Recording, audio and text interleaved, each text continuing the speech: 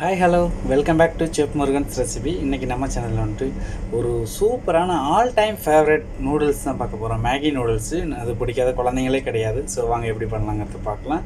அதுக்கு முன்னாடி நம்ம சேனலுக்கு ஃபஸ்ட் டைம் பார்க்குறீங்கன்னா மறக்காம சேனலை சப்ஸ்கிரைப் பண்ணிக்கோங்க. ஸோ இப்போ வந்து பார்த்திங்கன்னா வந்துட்டு ஒரு 300 கிராம் நூடுல்ஸ் எடுத்து வச்சுருக்கேன். ஸோ அந்த 300 கிராமுக்கு தேவையான அளவு தான் நம்ம ப்ரிப்பேர் பண்ண போகிறோம். இது வந்து குழந்தைங்களாக இருந்தால் ஒரு 3 குழந்தைங்களுக்கு கொடுக்கலாம். ஒரு 100 ml ஒரு குழந்தைங்களுக்கு வந்து ஒரு நேரம் சாப்பிட்றதுக்கு சரியாக இருக்கும். நான் 2 டேபிள் ஸ்பூன், அதாவது 2 குழிக்கரண்டி அளவு வந்துட்டு நான் ஆயில் போட்டிருக்கேன். அதில் வந்து பார்த்திங்கன்னா வெங்காயத்தை வந்து நீல வாக்கில் கட் பண்ணி ஸோ அதை நல்லா வதக்கிக்கலாம்.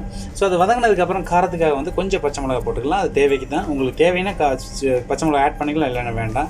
அதுபோக வந்து பார்த்திங்கன்னா கொஞ்சமாக க்ரீன் பீஸ் வந்து ஃப்ரெஷ் பீஸ் நான் போட்டிருக்கேன். அதுபோக ஒரே ஒரு கேரட் எடுத்து இந்த மாதிரி ஜூலியன் வாக்கில் நீளமாக கட் பண்ணி அதையும் நம்ம சேர்த்துக்கலாம்.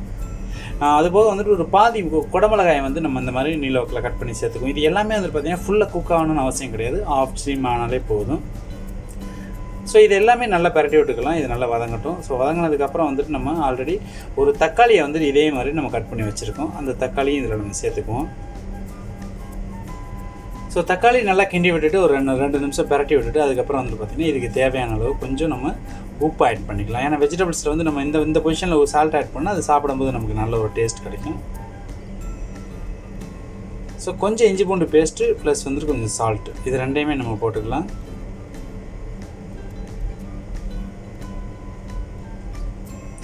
இப்போ சால்ட்டு போட்டாச்சு. ஸோ சால்ட்டு போட்டதுக்கப்புறம் வந்துட்டு நம்ம ஒரு பரட்டி விட்டு நம்ம இருக்க மசாலாஸ் எல்லாமே கொஞ்சம் கொஞ்சமாக சேர்த்துக்கலாம்.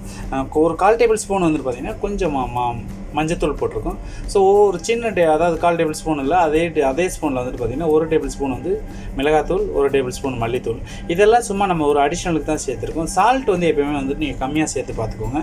இது வந்து பார்த்திங்கன்னா இந்த மசாலா வந்துட்டு பார்த்திங்கன்னா நம்ம கரம் மசாலா மாதிரி இருக்கும். அதாவது கரம் மசாலா கறி மசாலா மாதிரி இருக்கும். நமக்கு இந்த மேகி பாக்கெட்டுக்குள்ளேயே பார்த்திங்கன்னா இன்ஸ்டண்ட்டாக அவங்களே கொடுத்துருப்பாங்க. ஸோ அதுதான் வந்து பார்த்திங்கன்னா ஒரு பேக்கெட்டுக்கு 1 ஸ்பூன் போட்டிருக்கேன் நான்.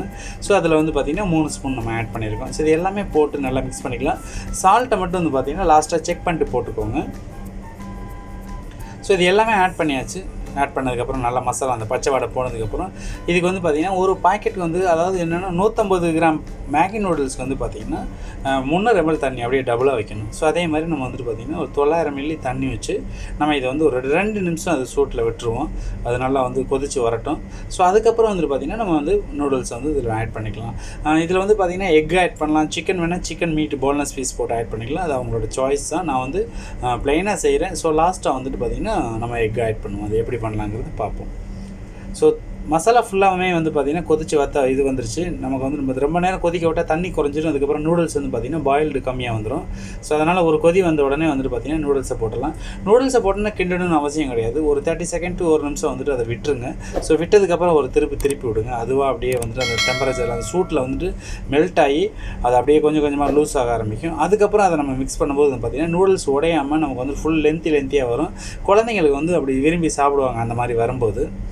ஸோ அதை திருப்பி விட்டதுக்கப்புறம் மூடி போட்டாச்சு. மூடி போட்டும் பார்த்திங்கன்னா ஒரு 5 மினிட்ஸ் குக் பண்ணேன். இதை வந்து பார்த்திங்கன்னா நீங்கள் பார்த்தாலே தெரியும் எவ்வளோ அழகாக லென்த்லேருந்து வருதுன்னு சொல்லிட்டு. இது ரொம்ப ஈஸியாக பண்ணலாம். இதை வந்து இன்னொரு பொசிஷன் என்ன, 2 மினிட்ஸ் தான் மேகி குக் ஆகிற டைமே வந்துட்டு.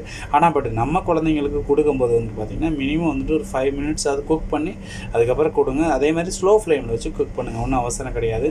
நூடுல்ஸை பொறுத்தவரையும் அரைவேக்காடு சாப்பிட்லாம். ஆனால் பட் சாப்பிட்டிங்க அப்படின்னு டைஜஸ்ட் பிரச்சனை வரும். அதனாலேயே வந்துட்டு பார்த்திங்கன்னா குழந்தைங்களுக்கு கொடுக்கும்போது நல்லா வேக வச்சு கொடுங்க. ஒன்றும் அவசரம் இல்லை. ஏன்னா அவங்க வந்துட்டு 2 மினிட்ஸ் மேகினா ஹாட் வாட்டர் வந்து ஃபுல் டெம்பரேச்சரில் நல்லா கொதிக்கிற தண்ணியில் பாக்கெட்டை போட்டு அந்த மசாலா ஆட் பண்ணாலே வந்து நூடுல்ஸ் வெந்துடும். ஆனால் பட் இருந்தாலும் அந்த பொசிஷனில் நம்ம சாப்பிடக்கூடாது. இதே மாதிரி பார்த்திங்கன்னா 300 ml தண்ணி வச்சு ஒரு பாக்கெட்டுக்கு நம்ம வந்து குக் பண்ணியிருக்கோம். இப்போ பார்த்தீங்கன்னாலே தெரியும் தண்ணி ஓரளவுக்கு நல்லா நெருக்கி ட்ரை ஆக ஆரம்பிச்சிருச்சு.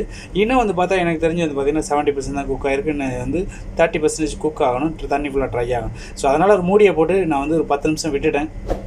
அதுக்கப்புறம் தான் வந்துட்டு இதை வந்து நான் சேஞ்ச் பண்ணுறேன். உங்களுக்கு பார்த்தாலே தெரியும் எவ்வளோ அழகாக வெந்திருக்கு அப்படின்னு சொல்லிட்டு.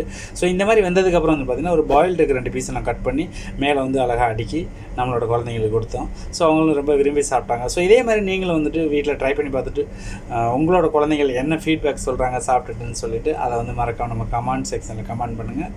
ஸோ இந்த வீடியோ பிடிச்சிருக்குன்னு நினைக்கிறேன். பிடிச்சிருந்துச்சுன்னா வீடியோக்கு ஒரு லைக் பண்ணுங்கள். மறக்காம நம்ம சேனலை சப்ஸ்கிரைப் பண்ணுங்கள். கூட இருக்க பெல் ஐக்கானை கிளிக் பண்ணி அதில் ஆளுங்கிற நோட்டிஃபிகேஷன் செட் பண்ணுங்கள். ஸோ நெக்ஸ்ட் இதே மாதிரி ஒரு சூப்பரான ஒரு ரெசிபியோட வந்து மீண்டும் சந்திக்கிறேன். Bye from Chef Murugan. Thank you.